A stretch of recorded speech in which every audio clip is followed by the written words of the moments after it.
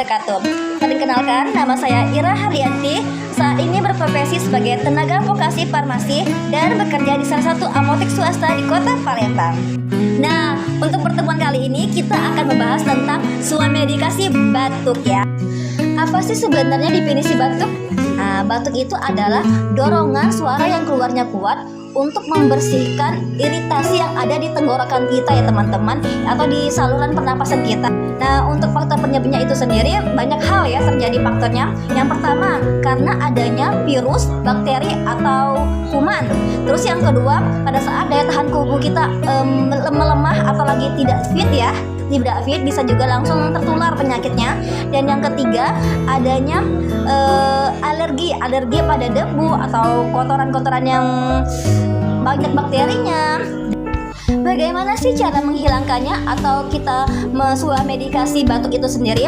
Pertama, yang pastinya kita selalu banyak minum air putih ya teman-teman. Dan yang kedua, menghindari atau mengurangilah makan makanan yang mengandung minyak berlebihan. Oke, kita keep dulu lah ya, yang makan gorengan, yang hobi makan gorengan kita keep dulu.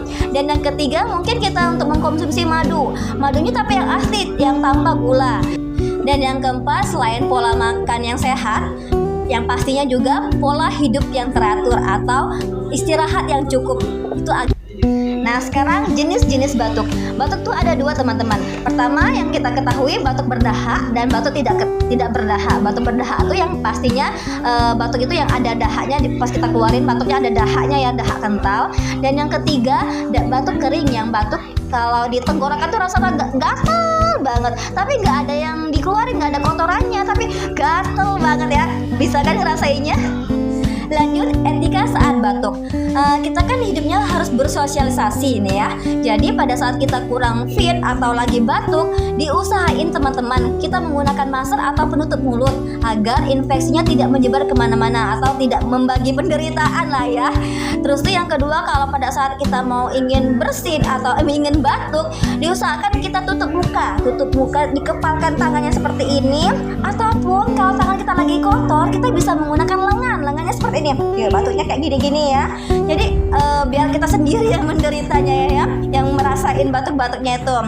Terus, nah ini nih yang paling penting, peringatan. Segera ke dokter jika pertama, batuknya disertai dengan sesak napas. Dan yang kedua, batuknya tuh disertai dengan demam tinggi, demam yang di atas lebih tinggi dari 39 derajat Celcius ya teman-teman. Dan yang ketiga, batuknya ada iritasi di belakang bagian telinga ini, iritasi atau nyeri-nyeri.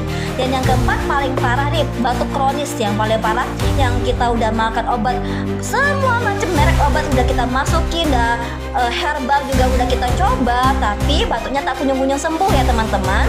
Yang lebih dari 8 minggu tadi tuh, kita batuknya tuh juga mengeluarkan dahak atau bercak darah. Baik, jadi kesimpulannya kita harus lebih aware dan aware terhadap kondisi tubuh kita.